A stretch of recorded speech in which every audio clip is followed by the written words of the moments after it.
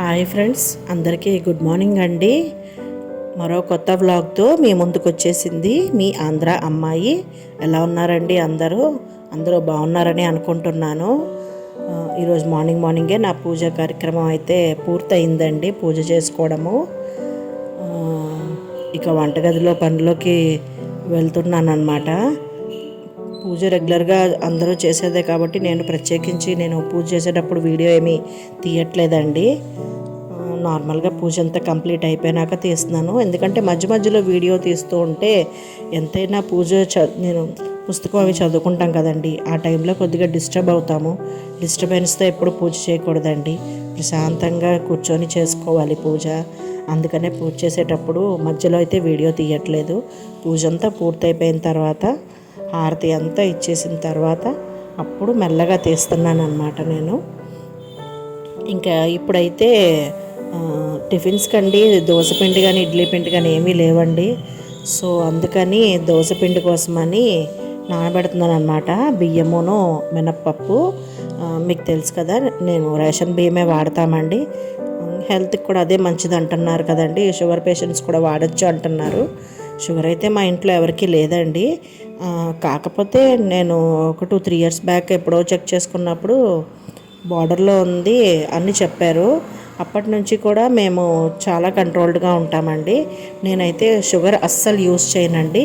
అంటే ఒక్క spoon sugar కూడా నేను అసలు యూజ్ చేయనండి. కాఫీ కూడా బ్లాక్ కాఫీ తాగుతాను వితౌట్ మిల్క్. ఇంకా రైస్ అయితే రేషన్ బియ్యమే వాడతామండి. అందుకని అనమాట. ఇంకా స్వీట్స్ అవి కూడా పెద్దగా మేమేమి ఇష్టపడమండి తినడానికి కూడాను. అసలు తీసుకురాము. బిస్కెట్స్ ఏమైనా తీసుకొచ్చినా డిమార్ట్ నుంచి సరుకులతో పాటు అవి మా అబ్బాయి కోసమే తీసుకొస్తామండి. అది కూడా 1-2 ప్యాకెట్స్ తీసుకొస్తాం అంతే. ఎక్కువ స్టాక్ కూడా ఉంచమండి అసలు ఇంట్లోని. అదే పనిగా అలవాటు అయిపోతుంది కదా ఎవరికైనా అని చెప్పేసి ఎక్కువ ఇంట్రెస్ట్ చూపించాం అనమాట స్వీట్లకి. ఎప్పుడైనా దేవుడికి నైవేద్యం ప్రసాదం ఏదైనా చేయాలి అన్నప్పుడు కూడా బెల్లం యూస్ చేస్తానండి, తాటి బెల్లము. ఎప్పుడైనా కాఫీ మరీ నాకు కొద్దిగా తీగ తాగాలి అనిపించినప్పుడు మాత్రం కాఫీలోకి తాటి బెల్లం పౌడరు దొరుకుతుందండి మాకు ఇక్కడ షాప్లోని. అదే తీసుకొస్తాను, అది వాడతానన్నమాట. అది కూడా అప్పుడప్పుడు అండి, రెగ్యులర్గా అయితే అసలు వాడనండి. Only coffee powder hot water కలిపి నేను తీసుకుంటాను బ్లాక్ కాఫీని. పప్పులన్నీ కడిగేసుకున్నాను కదండి. ఇప్పుడు ఇంకా బియ్యం కూడా పొయ్యి మీద పెట్టేసాను కడిగేసి. మునగాకు పప్పు అని చెప్పాను కదండి థంబ్నెయిల్లోని. సో పప్పును చింతపండు ముందుగా కడిగేసి పక్కన పెట్టుకున్నాను అనమాట. ఇప్పుడు ఇంకా పప్పులోకి ఒక ఉల్లిపాయ, ఒక పచ్చిమిరపకాయ కట్ చేసుకొని ఇంకా మునగాకు కడిగి వేసుకుంటే సరిపోతుంది. అయితే నేను ఈ మునగాకు పప్పులోని ఒక 2 టమాటాలు కూడా వాడుతున్నానండి. టమాటాలు అంటే మరీ పెద్దవి కాదండి, చిన్న టమాటాలు. పెద్దదైతే ఒక టమాటా సరిపోతుంది. అంటే ఎక్స్ట్రా ఫ్లేవరబుల్గా ఉంటుందని నేను వాడుతున్నానండి. అసలు వేసుకోకపోయినా కూడా ఏం పర్వాలేదు. టమాటా టేస్ట్ కోసమని వేసుకుంటున్నామన్నమాట.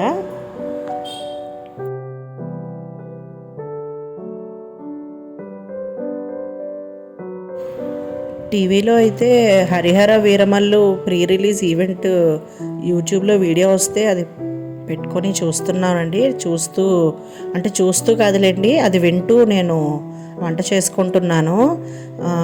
అయితే నాకు ఒక విషయం తెలిసింది. ఏంటి అంటే ఇందులో ఒక సర్ప్రైజ్ యాక్టర్ ఒక ఆయన ఉన్నారు, లెజెండరీ యాక్టర్ అని చెప్పి తెలిసింది. అది అంటే ఇంకా ఎవరికి రివీల్ అయితే చెయ్యలేదు బయట. అదైతే నాకు తెలిసిందండి. అది ఎవరో కాదండి, నందమూరి బాలకృష్ణ గారు ఉన్నారంట స్పెషల్ అపీరెన్సు. ఆయన ఇంతకుముందు ఆదిత్య 369లోని శ్రీకృష్ణ దేవరాయలు పాత్ర పోషించారు కదండి ఇందులోని. సో ఈ మూవీలో హరిహర వీరమల్లు మూవీలోని పవన్ కళ్యాణ్ గారి మనవడు అంటే హరిహర వీరమల్లు మనవడు శ్రీకృష్ణదేవరాయలు అనమాట. సో మనకేంటంటే విజయనగరం పరిపాలించింది శ్రీకృష్ణదేవరాయలు అని మాత్రమే తెలుసు. అంతకు ముందు చరిత్ర ఏంటి అనేది మనకు తెలియదు. సో ఈ మూవీ చూస్తే మనకు తెలుస్తుంది. హరిహర రాయలు యొక్క మనవడే శ్రీకృష్ణదేవరాయలు అనమాట. సో మనల్ని పరిపాలించిన శ్రీకృష్ణదేవరాయల నుంచే మనకు కొంతవరకు చరిత్ర తెలుసు. ఎందుకంటే వజ్రాలు ఇవన్నీ కూడా రాసులు పోసి అమ్మేవారని మూవీస్లో కూడా మనం చూసాము. సో ఈ బాలకృష్ణ గారి స్పెషల్ అపియరెన్స్ అయితే గూస్ బంప్స్ ఉన్నాయంటండి. సో ఎన్ఆర్ఐలో ఉన్న వాళ్ళ ద్వారా నాకు కొద్దిగా ఇన్ఫర్మేషన్ అయితే తెలిసింది. నాకైతే మూవీ చాలా చాలా బాగుంటుంది అని అనిపిస్తుందండి. ఎందుకంటే ఇదేమి కమర్షియల్ మూవీలాగా పాటలు, డ్యాన్సులు, ఫైట్లు ఇదేది కాకుండా మన చరిత్ర కాబట్టి మనం ప్రతి ఒక్కళ్ళు కూడా ఈ మూవీని చూస్తే మన చరిత్ర మనం తెలుసుకుంటాము, మన విలువలు మనం తెలుసుకుంటాము. అప్పట్లో ఉండాల్సిన కట్టుబాట్లు కానీ ఏమైనా సరే పెద్దవాళ్ళు చెప్పే మనకి మంచి మాటలు కానీ అన్నీ ఉంటాయి కదండి. సో నేనైతే ఈగర్గా వెయిట్ చేస్తున్నాను. ఇంతకుముందు వచ్చిన చాలా మూవీస్ ఓటీటీలో చూసేసాము. నాకు మాత్రం ఈ మూవీని ఎలాగైనా థియేటర్లో చూడాలనిపిస్తుందండి. థియేటర్కి వెళ్ళి దాదాపు ఒక 3 సంవత్సరాలు అవుతుంది. ఈ 3 సంవత్సరాల్లో నేను అసలు థియేటర్కి అనేది వెళ్ళలేదండి. కానీ మళ్ళీ ఈ మూవీ మాత్రం నాకు థియేటర్లో చూడాలని అనిపిస్తుంది. ఈ మూవీ కోసం వెయిట్ చేస్తున్నాను. టికెట్స్ దొరికితే కనుక మా వారిని తీసుకెళ్ళమని అడుగుతాను నేను. మీరు కూడా ఈ మూవీని థియేటర్లో మాత్రమే చూడండి, బయట ఎక్కడా చూడకండి. అంటే ఇప్పుడు పైరసీ ఇవన్నీ వస్తున్నాయి కదండి, వాటిని మాత్రం దయచేసి ఎంకరేజ్ చేయకండి.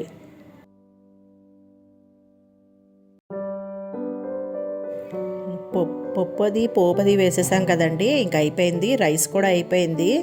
ఇప్పుడు థంబ్నెయిల్లో చూపించిన చిల్లీ ప్రాన్స్ చూపిస్తున్నానండి. ముందుగా ప్యాన్ పెట్టుకొని ఆయిల్ వేసుకున్న తర్వాత ఆనియన్స్ వేసానండి. అది కూడా పొడుగ్గా కట్ చేసిన ఆనియన్స్.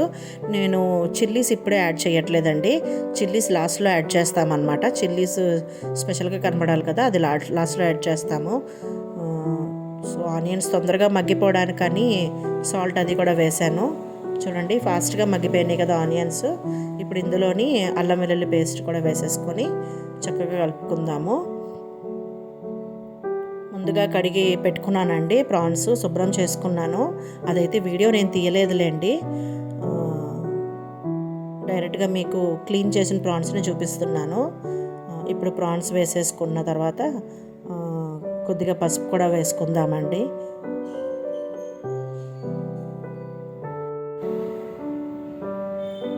పసుపు వేసుకొని చక్కగా కలిపేసుకొని మూత పెడితే ప్రాన్స్లో ఉన్న వాటర్ అంతా కూడా వస్తుందండి.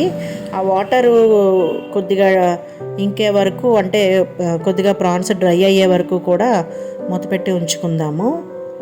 చూడండి వాటర్ వచ్చింది, ఇలా వాటర్ వస్తుంది అన్నమాట. ఈ వాటర్ కొద్దిగా ఇంకాలండి, కొద్దిగా ఇంకితే బాగుంటుంది. చూసారా ఇప్పుడు మనకి కొద్దిగా డ్రైగా అనిపిస్తుంది, అంత వాటర్ లేవు, ఇంతకుముందు ఉన్నంత వాటర్ అయితే లేవు. ఇప్పుడు కారం యాడ్ చేస్తున్నానండి ఇందులోని, అలాగే మసాలా కూడా యాడ్ చేసేసుకుందాము. ఇందులో ప్రత్యేకించి ఏమీ మసాలాలు ఏమీ బయట నుంచి కొనుక్కొచ్చిన ఏమీ లేదండి, జస్ట్ మన ఇంట్లో ఉండే గరం మసాలా ఏనండి అది. అలాగే కొద్దిగా కస్తూరి మేతి అండి, టేస్ట్ కోసం అండ్ ఫ్లేవర్ కోసము చాలా బాగుంటుంది, అది కూడా ఆర్గానిక్దేనండి. సో ఇలా కలిపేసుకున్న తర్వాత చూసారా ఇంకా కొద్దిగా వెట్టిగా ఉంది కదండి, ఇలా వెట్టిగా కాకుండా మనకి నార్మల్గా స్టార్టర్ లాగా ఫ్రై అయిపోయినట్టు అయిపోవాలి. ఇదిగో చూడండి చక్కగా ఇప్పుడు ఫ్రైగా అయిపోయింది, అంటే డ్రైగా ఉంది కదండి, ఫ్రై కూడా బాగా అయ్యిందండి. ఇప్పుడు మనము ఇందులో చిల్లీస్ యాడ్ చేసుకోవాలన్నమాట. చిల్లీస్ వచ్చి కొద్దిగా క్రాస్గా కట్ చేశానండి, అంటే చూడడానికి ఏదో కొద్దిగా వెరైటీగా ఉంటుందని ట్రై చేశాను. అలాగే ఇప్పుడు లాస్ట్ ఇంగ్రీడియంట్ వచ్చేసి కరివేపాకు అండి. లాస్ట్లో వేడి మీద కరివేపాకు వేస్తే ఆ ఫ్లేవర్ అయితే చాలా చాలా బాగుంటుందండి. మీరు కూడా ఇంట్లో ఇలాగే ట్రై చేస్తారని నేనైతే అనుకుంటున్నాను, చాలా చాలా టేస్టీగా ఉంటుంది. ట్రై చేసి చూడండి చిల్లీ ప్రాన్స్. ఇదిగోండి ఇంకా కంప్లీట్గా డ్రై అయిపోయిందండి, ఇంకా మనం స్టవ్ ఆఫ్ చేసుకోవచ్చు.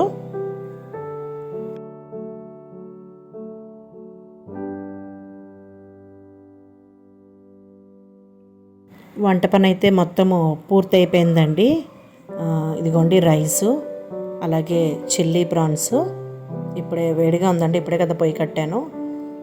మునగాకు పప్పు అండి, తర్వాత ఇంట్లోనే తోడుపెట్టుకున్న పెరుగండి, గడ్డ పెరుగు ఇంట్లోనే తోడుపెట్టుకున్నానండి, బాగా వచ్చింది. మన వంట అయితే అయిపోయిందండి. పొద్దున్న వెలిగించిన దీపాలండి. టైం 1 గంట అయింది కానీ ఇంకా చక్కగా వెలుగుతున్నాయి. టీవీలో ఏదో యూట్యూబ్ వీడియో నడుస్తుంది, ట్రైబల్ వ్లాగ్స్ అనుకుంటా. బయట అయితే చల్లగా ఉందండి. ముందు రోజు బాగా వర్షం పడింది. వేసిన బట్టలు అయితే అస్సలు ఆరలేదండి. మొక్కలకి నీళ్ళు కూడా వేయలేదు. ఇంకా నిన్న బాగా వర్షం పడిపోయింది. తమలపాకు మొక్క చూసారా ఎంత బాగుందో, చాలా బాగుంటుందండి. అసలు నేను బయటకు వస్తే ముందు ఇక్కడే నుంచుంటాను. ప్రతిరోజు నా పూజకైతే బాగా ఉపయోగపడుతుందండి. చక్కగా ఇదిగోండి పప్పులు కూడా నానిపోయినాయండి దోశల కోసము. బియ్యంలోనేమో మెంతులు కూడా నానబెట్టేసుకున్నాను. ఇది వచ్చేసి ఆపాలండి, మజ్జిగలో బియ్యం నానబెట్టాలి. దీంతో పాటుగా అటుకులును ఇంకా సగ్గుబియ్యము ఇవి కూడా నానబెట్టి పెట్టుకున్నానండి. ఈ 2 ఆపాలకి. ఇదిగోండి ఆపాల పిండి ఇలా పలచగా నేను గ్రైండ్ చేసుకుంటానండి. అలాగే దోశ పిండి కూడా రుబ్బేసుకున్నాను. వెంటనే ఫ్రిడ్జ్లో అయితే పెట్టకూడదండి, ఒక 2-3 అవర్స్ బయటే పెట్టాలి. చట్నీ కూడా రెడీగా ఉంది. ఇదిగోండి కారపొడి. ఆపాలే వేస్తున్నానండి ఈరోజు నైట్ మాకు డిన్నర్ కోసము. ఆపాలంటే పలుచగా వేయట్లేదు, కొంచెం అట్టులాగా మూకిడిలో వేస్తానండి. చూడడానికి తినడానికి కూడా చాలా బాగుంటుంది. మీరు కూడా ట్రై చేయండి. వాటి కోసమే అన్నమాట ఉల్లిపాయలు పచ్చిమిరకాయలు కట్ చేస్తున్నాను. సన్నగా ముక్కలు తరిగేసుకొని అది పిండిలో డైరెక్ట్గా యాడ్ చేసేసుకోవచ్చు అండి, కలిపేసుకోవచ్చు. చూపిస్తాను చూడండి.